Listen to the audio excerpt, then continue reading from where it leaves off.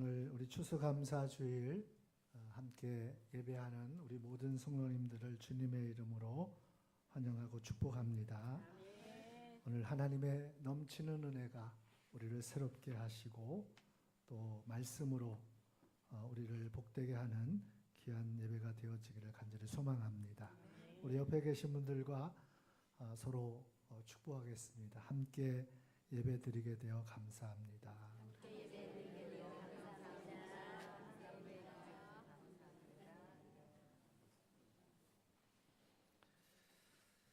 말씀드린 대로 오늘은 추수감사주일입니다.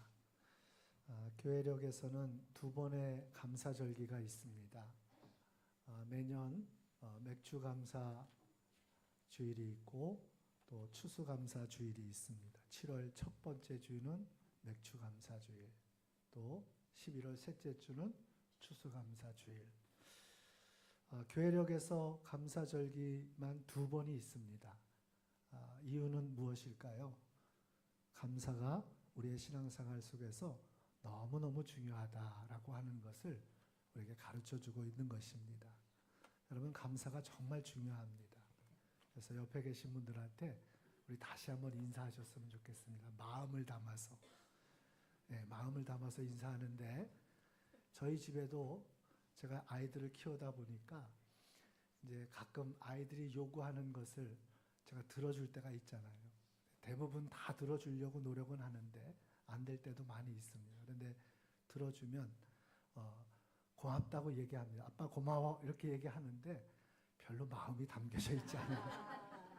그러면 하나도 감사하게 느껴지지 않습니다. 여러분, 정말 마음을 담아서 우리 함께 믿음의 길에 동행한다는 것이, 또 우리가 한 교회에서 함께 이렇게 우리 한 가족으로, 한 교회에서, 한 공동체로 신앙생활을 한다는 것이, 이것이 얼마나 큰 은혜인지 모릅니다. 우리 그동안 전하지 못하고 표현하지 못했던 마음 다 담아서 정말 이렇게 인사했으면 좋겠습니다. 정말 감사합니다. 이렇게.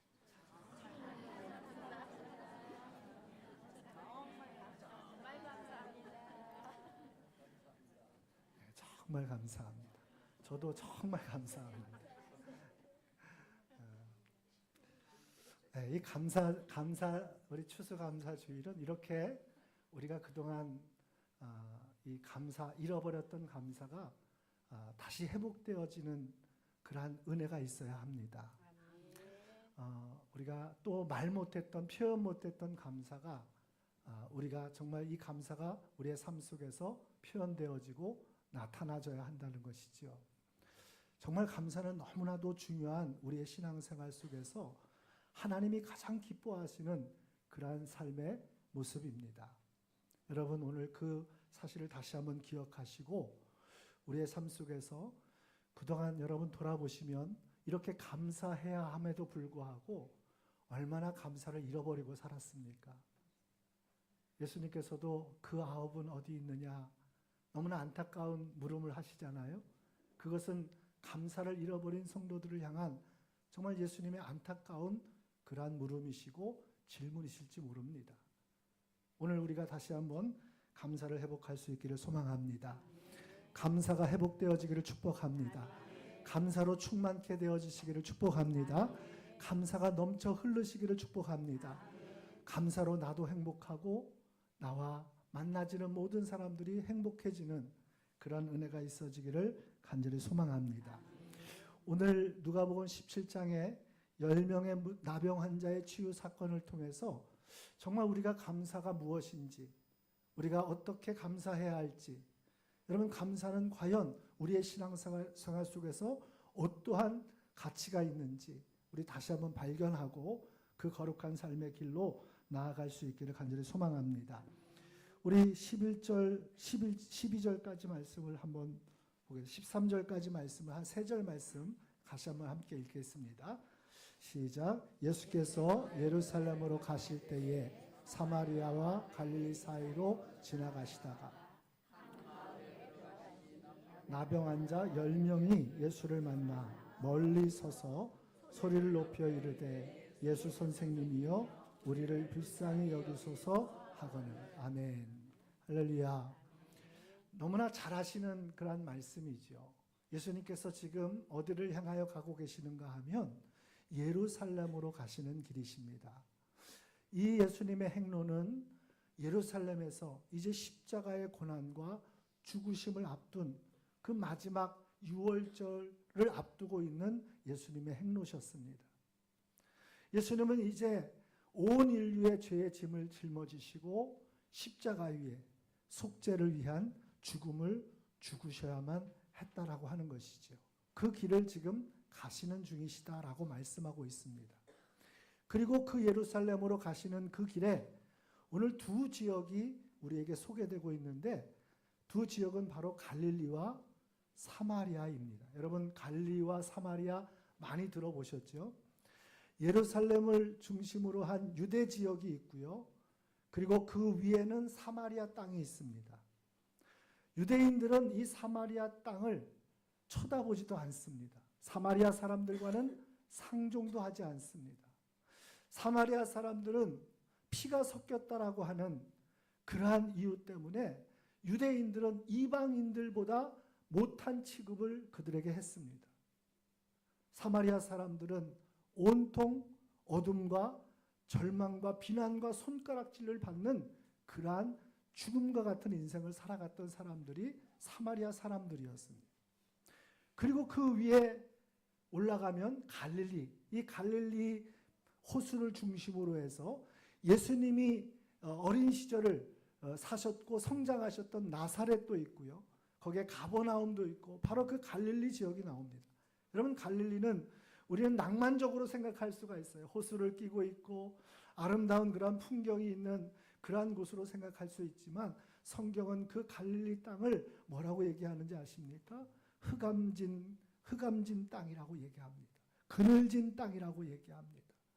어둠으로 가득한 땅이라고 얘기합니다. 사람들의 멸시와 비난으로 가득한 그곳을 이야기합니다.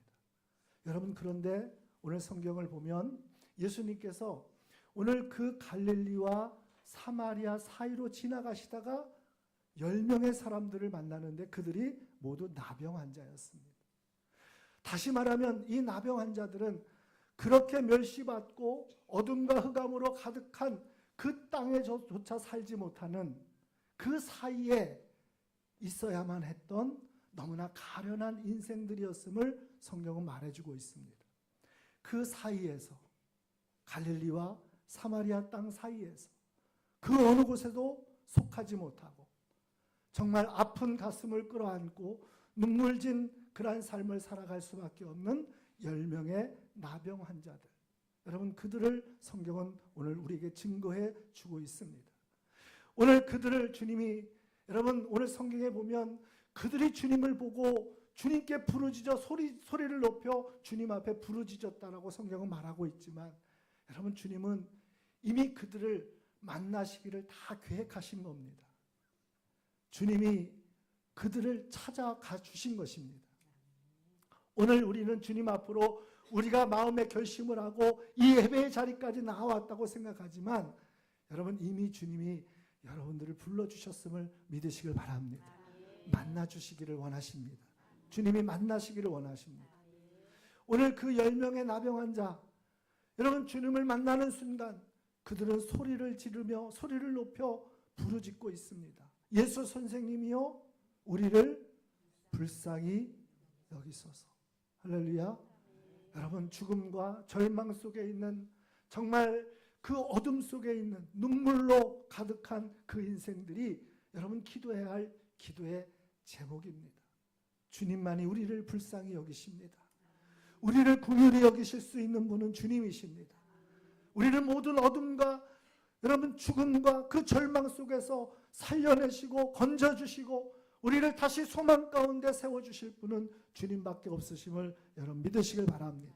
주님이 그들의 부르짖음에 응답하십니다. 뭐라고 응답하십니까? 14절 같이 읽습니다. 다 같이 읽습니다. 시작. 보시고 이르시되 가서 제사장들에게 너희 몸을 보이라 하셨더니 그들이 가다가 깨끗함을 받은지라. 아멘. 할렐루야. 놀라운 일이 벌어졌어요. 오늘 그들의 부르짖음에 주님이 이렇게 말씀하십니다. 가서 제사장들에게 너희 몸을 보이라. 여러분, 이 나병이라고 하는 것은 특별한 질병이었습니다. 여러분, 병에 걸리면 그 병을 여러분 확인받고 또 치료받기 위해서는 누구에게로 가는 것이 상식이죠? 의사에게로 가죠. 그런데 여러분, 이 나병만큼은 누구에게로 가야 되는 병인지 아십니까? 제사장들에게. 제사장에게 가서 확인을 받고 그 치유의 확인도 제사장을 통해서 확인이 되어져야 되는 병입니다. 그 이유는 조금 나중에 설명을 드릴게요. 어쨌든 예수님은 이 10명의 나병 환자, 갈릴리, 사마리아 그 사이 어느 곳에도 속하지 못한 정말 어둠과 가련한 그러한 절망 속에 살아가고 있는 이 10명의 나병 환자들을 주님은 만나시고 그들에게 오늘 말씀하시는 것이죠. 어쩌면 그들에게 손을 대시고, 누가복음 5장에 보면 또 하나의 나병 환자의 치유의 기사가 나오는데 예수님이 손을 내밀어서 그 망가진, 그 무너진, 그 진물이 나는 그 썩은 몸을 만져주시며 주님이 고치실 수도 있는데, 또 입을 열어서 선포하셔서 깨끗함을 입을지어다, 깨끗함을 입으라 하시며 선포하며 치유하실 수도 있는데, 예수님은 유독 이 제사장들에게 가서 몸을 보이라고 말씀하고 계시는 거예요. 여기엔 중요한 의미가 있는 겁니다. 나중에 설명이 되겠지만 왜 그렇습니까? 미리 좀 말씀을 드린다면 이 나병은 여러분 그냥 단순한 질병을 넘어선 의미가 있습니다. 성경에서 왜 나병이 이렇게 많이 나오는지 아십니까? 레위기 13장 14장에서도 이 나병 환자에 대한 규례가 무려 116절에 걸쳐서 나옵니다. 그리고 성경 곳곳에 이 나병 환자의 이야기는 끊임없이 나옵니다. 문둥병이라고 불렀죠. 여러분, 그 나병 환자의 이야기가 나오는 이유는 무엇입니까? 그리고 더더군다나 그 나병이 왜 제사장들에게 확인을 받아야 되는 그러한 질병으로 우리에게 증거되고 있습니까? 여러분, 나병은 그 증상만으로도 너무나 무서운 병이에요. 균이 감염이 되어서 여러분 침투가 되어지면 피부에 발진이 일어나고, 그리고 피부의 감각이 사라지게 됩니다. 그리고 외부로부터 오는 어떤 충격이나 여러분 통증에도 아무런 그러한 느낄 수가 없는 그런 무감각함에 빠지게 됩니다. 그래서 점점 살이 썩고요, 결국에는 진물이 나고 고름이 흐르고 완전히 망가져가는 것이, 무너져가는 것이 이 나병의 무서운 특징이에요. 그런데 여러분, 이 나병은 제사장에게 꼭 확인을 받아야 됐어요. 성경에 수많은 나병 환자들이 등장하고 있어요. 왜 그렇습니까? 여러분, 이 나병은 단순히 육체적인 질병을 넘어서 여러분 이것은 성경 속에서 영적인, 다시 말하면 죄로 인하여 무너져가고 있는 인간의 그 타락한 실상을 담고 있는 그러한 그림이기 때문에 그렇습니다. 이 나병은 죄로 인하여 죽어가는 거예요. 죄로 인하여서 감각이 없어지고 그래서 썩어 들어가고 결국은 파멸과 죽음에 이를 수밖에 없는 그 인간의 영적인 실체를 그대로 담고 있는 그림이 이 나병 속에 있는 모습이라고 하는 것입니다. 예수님은 그래서 제사장들에게 가서 보이라고 이 10명의 나병 환자들에게 얘기하는 거예요. 그런데 놀라운 일이 일어났죠. 제사장에게 다 가기도 전에 가는 도중에, 할렐루야, 여러분, 가는 도중에 자신들의 그 고통스러운 이 나병들이 깨끗함을 얻게 되어지는, 나음을 입게 되어지는 놀라운 치유의 역사를 보게 되어진 겁니다. 할렐루야. 여러분, 이 놀라운 이 치유의 역사가 오늘 저와 여러분에게도 임하여지기를 간절히 소망합니다. 여러분, 그 10명의 문둥병자들이 얼마나 기뻤겠습니까? 나병 환자들이 얼마나 감격했을까요? 얼마나 놀라웠을까요? 여러분, 그런데 그 뒤에 이야기는 이렇게 이어지죠. 그 10명의 나병 환자 중에서 한 사람만이 하나님께 영광을 돌리며 돌아왔다. 그리고 예수님의 발 앞에 엎드려 감사하는 사마리아 한 사람만 있었다. 10명이 다 나음을 입었는데 예수님이 말씀하시잖아요. 10명이 다 나음을 입지 아니었느냐? 그 9은 어디 있느냐? 이방인 이 한 사람밖에 감사하러 온 사람이 없느냐? 주님이 말씀하시지 않습니까? 우리 그 부분 한번 읽어볼까요? 17절, 18절까지, 16절부터 함께 있습니다. 시작. 예수의 발 아래 엎드려 감사하니 그는 사마리아 사람이라. 예수께서 대답하여 이르시되 10사람이 다 깨끗함을 받지 아니하였느냐?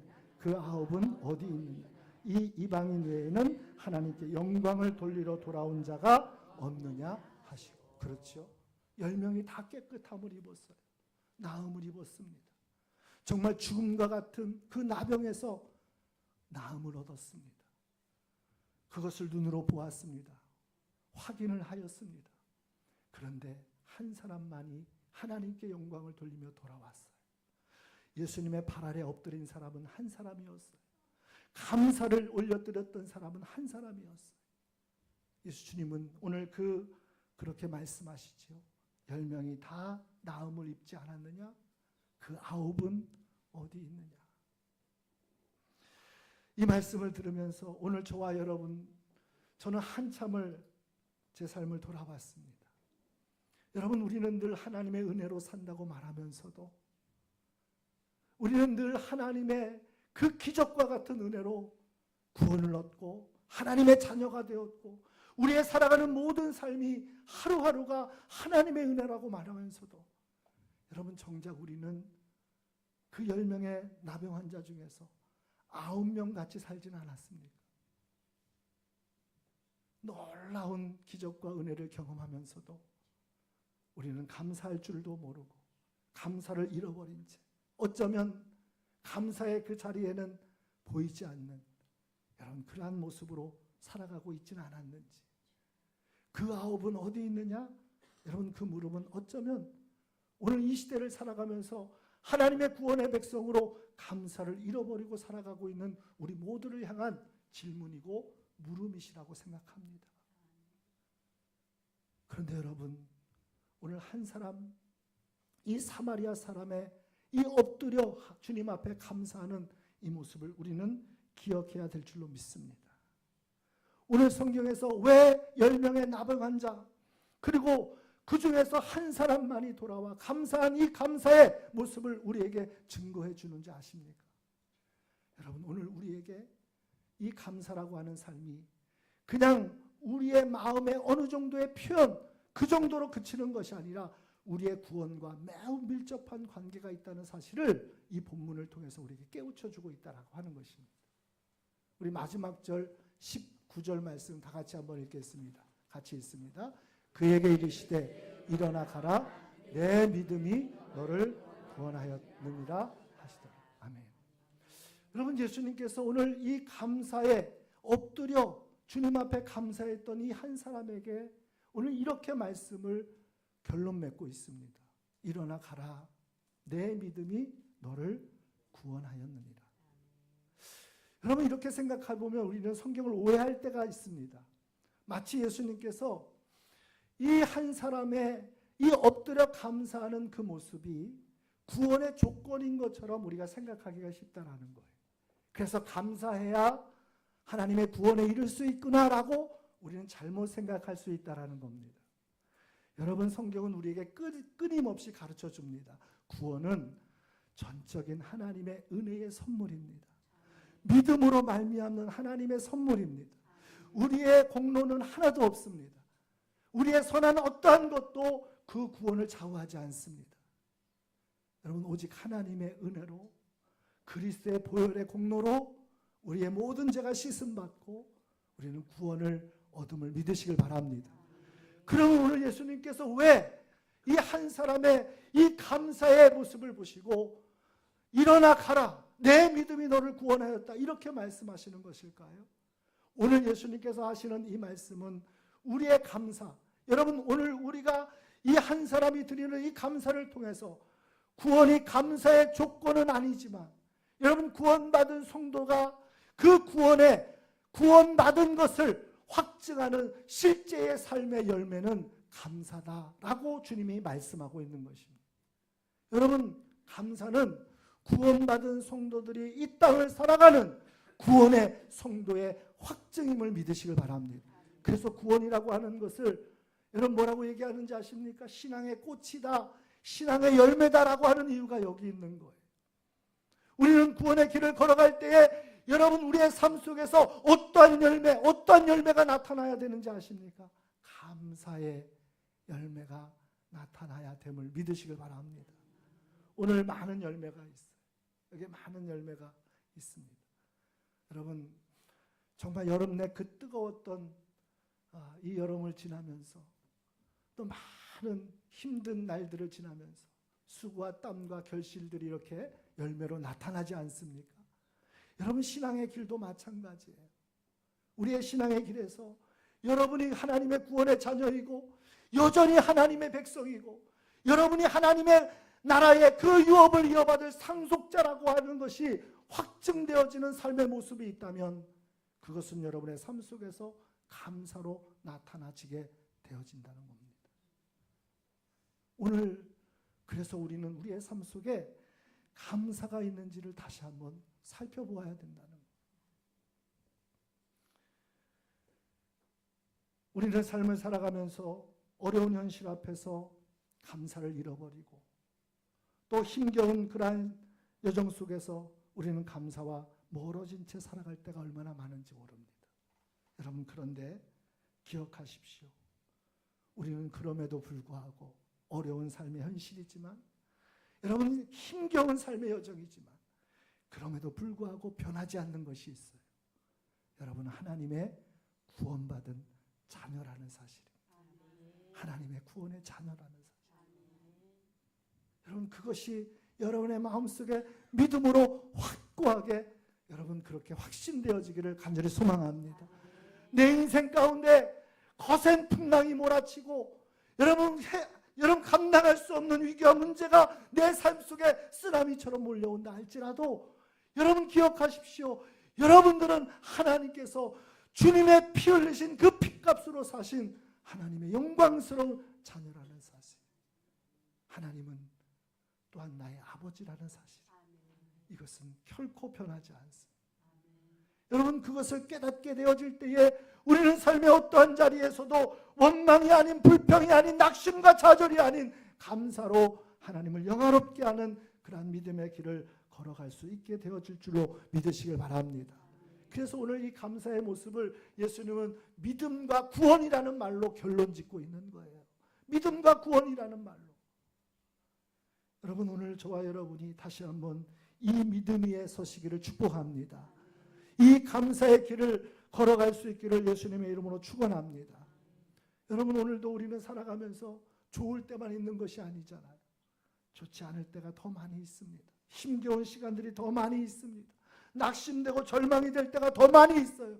그러나 기억하십시오. 그러나 여러분 오늘도 여전히 하나님의 구원의 은총을 입은 하나님의 백성임을 꼭 기억하시길 바랍니다. 또한 오늘 본문에 이 한 사람의 감사를 통해서 우리는 기억해야 될 것이 있어요. 감사는 여러분 마음으로 하는 게 아니라 겉으로 표현하는 겁니다. 할렐루야. 9명 어디 갔을까요? 저는 모릅니다. 9명의 마음속에 감사하는 마음이 없었을까요? 저는 모릅니다. 근데 분명히 아는 거 있습니다. 한 사람은 주님의 그 은혜를 주님께로 돌아와 감사하고 있다는 사실에 표현하고 있다는 사실에 감사를 마음으로만 먹는 것이 아니라 표현하고 있다는 사실에 여러분 기억하십시오. 우리가 살아오면서 겪었던 그러한 일이 아닙니까? 부모님의 은혜를 감사하고 그 사랑에 감사하는 그 마음을 가지고 늘 살아가지만 여러분 정작 우리가 감사를 표현하고자 하면 이미 부모님은 세상에 안 계실 때가 더 많아요. 오늘 이 이야기가 왜 중요한지 아십니까? 지금 주님은 예루살렘으로 십자가의 죽음의 길을 향하여 걸어가시는 길이셨어요. 9명 어떻게 되었을까요? 나중에라도 주님 다시 만나서 감사를 드렸을까요? 우리는 알 수 없지만 여러분, 감사는 때가 있다는 거예요. 그 기회를 잃지 않기를 바랍니다. 매 순간이 정말 깨달아지는 은혜의 앞에서 하나님 앞에 감사의 고백을 드리고 감사의 찬송을 올려드리고, 여러분, 너무나 재밌는 것은 이 감사라는 히브리어 단어가 찬양이라는 말하고 똑같아요. 여러분이 하나님 앞에서 감사의 고백을 올려드릴 때 그 모습을 하나님이 얼마나 기뻐하시겠냐는 거예요. 여러분 힘이 세다고, 여러분 다리에 여러분 힘이 세다고 하나님이 기뻐하시는 거 아니라고 오늘 함께 교독했잖아요. 하나님 앞에 감사로 찬양하는 여러분을 하나님은 너무나도 기뻐하시는 줄로 믿습니다. 하나님 앞에 우리의 감사가 다시 회복되어지기를 축복합니다. 잃어버린 감사가 회복되어지기를 축복합니다.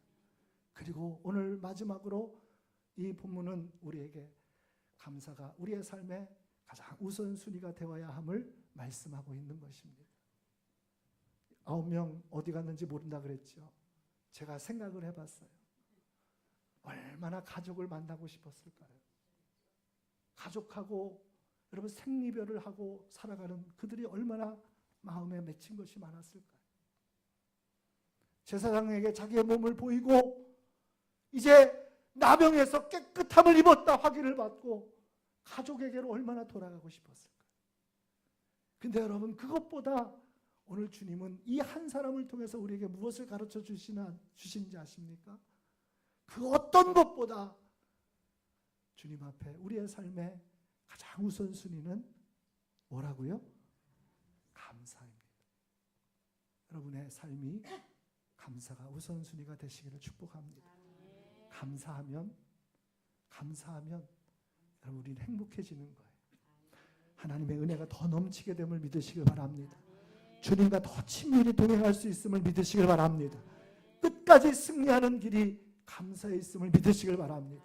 원망을 몰아내시고 불평을 몰아내시고 모든 어두운 생각들을 몰아내시고 다시 한번 감사로 일어서는 우리 중원교회 모든 성도님들, 우리 2024년 추수감사주일이 되어지시기를 예수님의 이름으로 축원합니다. 기도하겠습니다. 주님, 추수감사주일을 허락하시고 우리에게 다시 한번 감사의 신앙을 보게 하시니 감사를 드립니다. 감사를 잃어버리고 살아왔던 우리의 삶이었습니다.